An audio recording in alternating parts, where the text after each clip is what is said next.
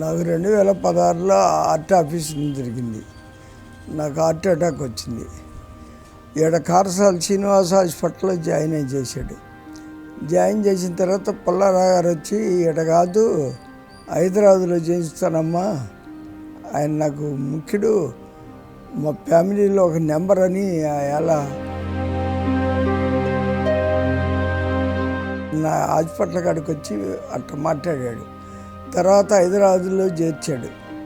హైదరాబాద్లో చేర్చి హైదరాబాద్లో పోయాను.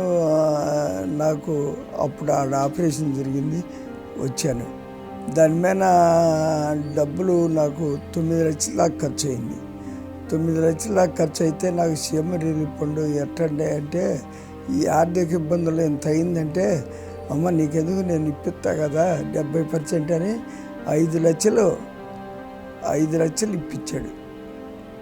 అయాల సీఎం రిలీఫ్ ఫండ్.